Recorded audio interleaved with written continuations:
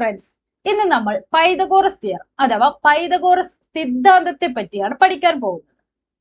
വളരെ ചെറിയ ക്ലാസ് മുതൽ വലിയ ക്ലാസ്സുകളിൽ വരെ പൈതഗോറസ് തിയറം പ്രൂഫുകളിലും പ്രോബ്ലംസിലും ഒക്കെ യൂസ് ചെയ്യാറുണ്ട്. അതുകൊണ്ട് തന്നെ പൈതഗോറസ് തിയറം അഥവാ പൈതഗോറസ് സിദ്ധാന്തം അത്യാവശ്യം ഇമ്പോർട്ടന്റ് ആയ ഒരു ടോപ്പിക്കാണ്. റൈറ്റ് ആംഗിൾ ട്രയാങ്കിൾ അഥവാ മട്ട ത്രികോണത്തിന്റെ 3 വശങ്ങൾ തമ്മിലുള്ള റിലേഷൻ ആണ് ഈ ഒരു തിയറം പറയുന്നത്. പൈതഗോറസ് തിയറം അഥവാ പൈതഗോറസ് സിദ്ധാന്തം എന്താണ് എന്ന് മനസ്സിലാക്കുന്നതിന് മുൻപ് നമുക്ക് അറിയേണ്ടതാണ് എന്താണ് ഒരു റൈറ്റ് ആംഗിൾ ട്രയാങ്കിൾ അഥവാ മട്ട ത്രികോണം എന്നത്. നമുക്കറിയാം 3 വശങ്ങളുള്ള ഏതൊരു ഷേപ്പിനെയും നമ്മൾ വിളിക്കുന്ന പേരാണ് ട്രയാങ്കിൾ അഥവാ ത്രികോണം. ട്രയാങ്കിൾ അഥവാ ത്രികോണത്തിന് 3 വശങ്ങളോടൊപ്പം 3 കോണുകൾ അഥവാ 3 ആംഗിൾസും ഉണ്ടാവും. ഈ 3 ആംഗിൾസിൽ ഒരു ആംഗിൾ അഥവാ ഒരു കോൺ 90 ഡിഗ്രി അഥവാ 90 ഡിഗ്രി ആയി കഴിഞ്ഞാൽ അങ്ങനെയുള്ള ട്രയാങ്കിൾസ് അഥവാ ത്രികോണങ്ങളെയാണ് നമ്മൾ റൈറ്റ് ആംഗിൾ ട്രയാങ്കിൾ അഥവാ മട്ട ത്രികോണം എന്ന് പറയുന്നത്. പൈതഗോറസ് തിയറം അഥവാ പൈതഗോറസ് സിദ്ധാന്തം അപ്ലിക്കബിൾ ആയിട്ടുള്ളത് ഈ റൈറ്റ് ആംഗിൾ ട്രയാങ്കിൾ അഥവാ മട്ട ത്രികോണങ്ങളിൽ മാത്രമാണ്. ഇനി റൈറ്റ് ആംഗിൾ ട്രയാങ്കിളിന്റെ ഈ 90 ഡിഗ്രി ആംഗിൾ അഥവാ കോണിന്റെ അടുത്ത് വരുന്ന വശങ്ങളെ പെർപെൻഡിക്കുലർ സൈഡ്സ് അഥവാ ലംബവശങ്ങൾ എന്നാണ് പറയുക. ഇനി ഈ 90 ഡിഗ്രി കോണിന്റെ ഓപ്പോസിറ്റ് അഥവാ എതിർവശം വരുന്ന സൈഡിനെ അഥവാ വശത്തിനെ ഹൈപ്പോട്ടന്യൂസ് അഥവാ കർണം എന്നാണ് പറയുക.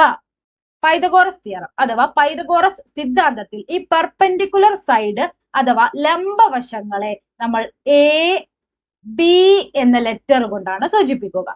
ഇനി 90 ഡിഗ്രിയുടെ ഓപ്പോസിറ്റ് സൈഡ് അഥവാ എതിർവശമായ ഈ സൈഡിനെ ഹൈപ്പോട്ടന്യൂസ് അഥവാ കർണം എന്നാണ് വിളിക്കുക. അതിനെ നമ്മൾ സി എന്ന ലെറ്റർ കൊണ്ടാണ് സൂചിപ്പിക്കുക. ഇനി എ ബി സി എന്നീ 3 വശങ്ങൾ തമ്മിലുള്ള ബന്ധം അഥവാ റിലേഷൻ ആണ് നമ്മൾ പൈതഗോറസ് തിയറം അഥവാ പൈതഗോറസ് സിദ്ധാന്തത്തിൽ പഠിക്കുന്നത്. എന്താണ് റിലേഷൻ? പെർപെൻഡിക്കുലർ സൈഡുകളായ അഥവാ ലംബവശങ്ങളായ എയുടെയും ബിയുടെയും സ്ക്വയർ അഥവാ വർഗം കൂട്ടിക്കഴിഞ്ഞാൽ നമുക്ക് ഹൈപ്പോട്ടന്യൂസ് അഥവാ കർണത്തിന്റെ വർഗം അഥവാ സ്ക്വയർ കിട്ടുന്നു. അതായത് A square plus B square ചെയ്തു കഴിഞ്ഞാൽ നമുക്ക് സി സ്ക്വയർ കിട്ടുന്നു. ഇതാണ് പൈതഗോറസ് തിയറം അഥവാ പൈതഗോറസ് സിദ്ധാന്തം എന്ന് പറയുന്നത്. ഈ ഒരു തിയറം ഉപയോഗിച്ച് ഒരു റൈറ്റ് ആംഗിൾ ട്രയാങ്കിൾ അഥവാ മട്ട ത്രികോണത്തിന്റെ 2 വശങ്ങൾ തന്നു കഴിഞ്ഞാൽ 3-ാമത്തെ വശം നമുക്ക് ഈസിയായി കണ്ടുപിടിച്ചൂടെ? അത് നമുക്കൊരു എക്സാമ്പിൾ ആയിട്ട് നോക്കാം. Find the hypotenuse of triangle A B C. ത്രികോണം എ ബി സിയുടെ കർണം കണ്ടുപിടിക്കുക. നമുക്ക് ഇവിടെ ഒരു എ ബി സി എന്നൊരു ട്രയാങ്കിൾ അഥവാ ഒരു ത്രികോണം തന്നിട്ടുണ്ട്. ഇതിന്റെ ഒരു ആംഗിൾ അഥവാ ഒരു കോൺ 90 ഡിഗ്രി ആണെന്നും തന്നിട്ടുണ്ട്. അതായത് ട്രയാങ്കിൾ എ ബി സി അഥവാ ത്രികോണം എ ബി സി എന്നതൊരു റൈറ്റ് ആംഗിൾ ട്രയാങ്കിൾ അഥവാ ഒരു മട്ട ത്രികോണമാണെന്ന് കിട്ടി. നമുക്കറിയാം ഒരു റൈറ്റ് ആംഗിൾ ട്രയാങ്കിൾ അഥവാ ഒരു മട്ട ത്രികോണത്തിന്റെ 2 വശങ്ങൾ തന്ന് 3-ാമത്തെ വശം നമുക്ക് പൈതഗോറസ് തിയറം അഥവാ പൈതഗോറസ് സിദ്ധാന്തം വെച്ച് ഈസി ആയിട്ട് കണ്ടുപിടിക്കാം. ഇവിടെ നമുക്ക് 2 വശങ്ങൾ തന്നിട്ടുണ്ട്. 3-ാമത്തെ വശമാണ് കണ്ടുപിടിക്കാനായിട്ട് പറഞ്ഞിട്ടുള്ളത്. അപ്പോൾ ആദ്യം തന്നെ നിങ്ങൾ മനസ്സിലാക്കേണ്ട ഒരു കാര്യം, ഈ ട്രയാങ്കിൾ അഥവാ ഈ ത്രികോണത്തിന്റെ പെർപെൻഡിക്കുലർ സൈഡ്സ് അഥവാ ലംബവശങ്ങൾ ഏതൊക്കെയെന്നും ഹൈപ്പോട്ടന്യൂസ് അഥവാ കർണം ഏതൊക്കെയെന്നുമാണ് കണ്ടുപിടിക്കേണ്ടത്.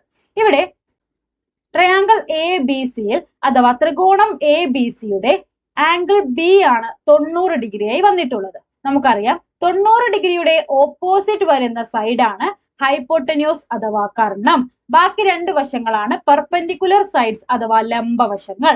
ഇവിടെ എ ബി എന്ന ഈ വശവും ബി സി എന്ന ഈ വശവുമാണ് പെർപെൻഡിക്കുലർ സൈഡ്സ് അഥവാ ലംബവശങ്ങൾ.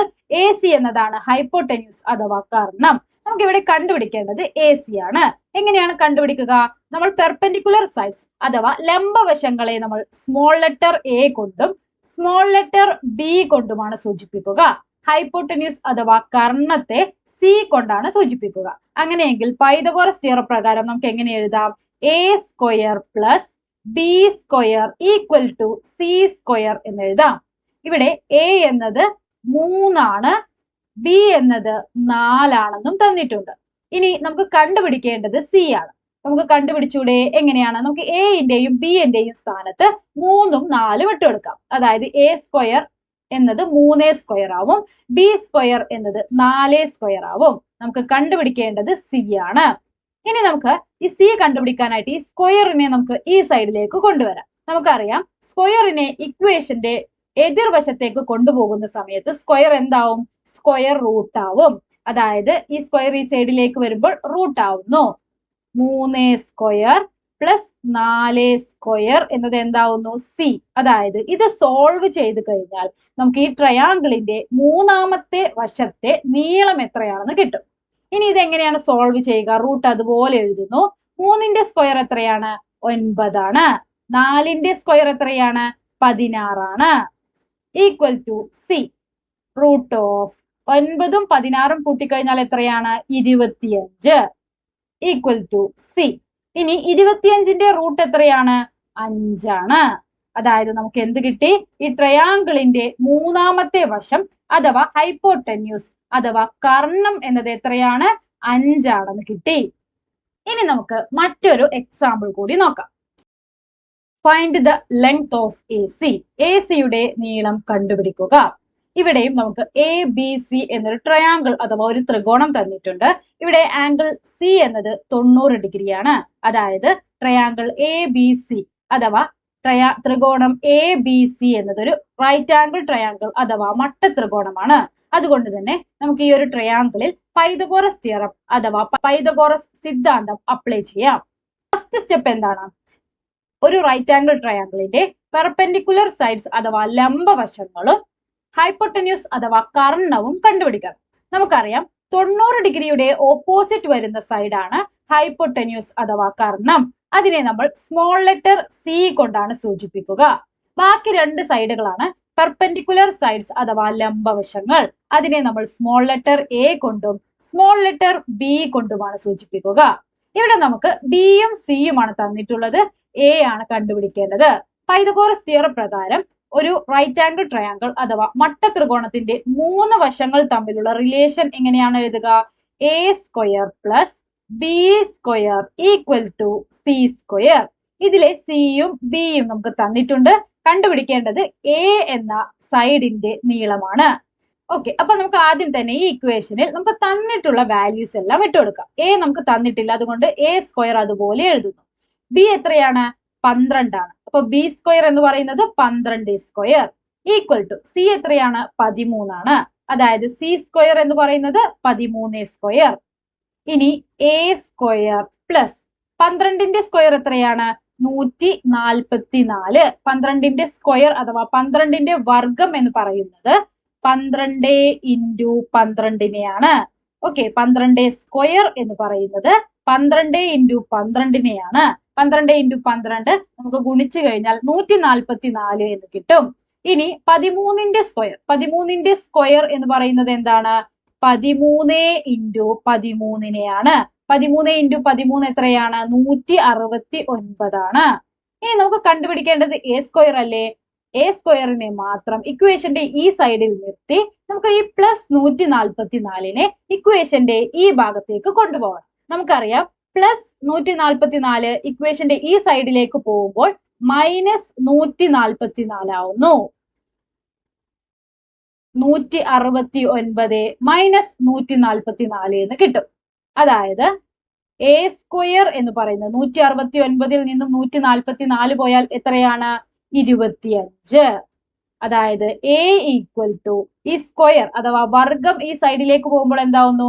സ്ക്വയർ റൂട്ട് ആവുന്നു. റൂട്ട് 25.